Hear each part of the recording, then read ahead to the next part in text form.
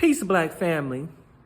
Now, young Pharaoh has claimed that the rapper NLE Choppa is a fraud, that he's stealing his information, he's stealing his intellectual property, that there's celebrities and others who want to be his friend behind closed doors, but in public they don't. That they don't want to shout him out on their platform. Now, this is not the first video that I've made of young Pharaoh and his bullshit. I've made a previous video about young Pharaoh that has gained some traction, but you know, I want to say, if it's your intellectual property, young Pharaoh, that people are stealing, why don't you copyright it? Why don't you trademark it? Because if somebody gonna steal your intellectual property, it's copyrighted and trademarked, then you can take them to court and be cut a check. But instead, you want to get on the internet and complain and create a video with your bullshit. Now, this is not information that you have came up with yourself in your mind. This is information that anybody could have came up with. See, once you reach a certain level of success as a YouTube celebrity, you have to check your mental health.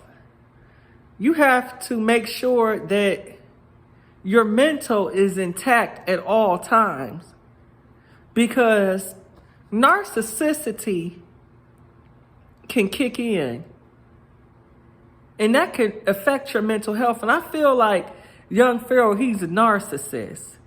He feels like he's such great spiritual leader, and he's such a great intellectual that people are stealing his intellectual property. See, once you become a part of the conscious community and you want to vibe on a higher vibration, you're supposed to dedicate yourself to a lifetime of learning. You're supposed to want to learn for the rest of your life, not thinking that what you got and what you came up with in your mind is the best. And see, that's what I feel like young Pharaoh is getting at. This rapper, NLE Choppa, he's a young man.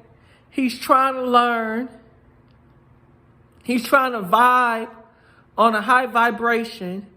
And here come young Pharaoh with his bullshit. See, the only fraud is young Pharaoh.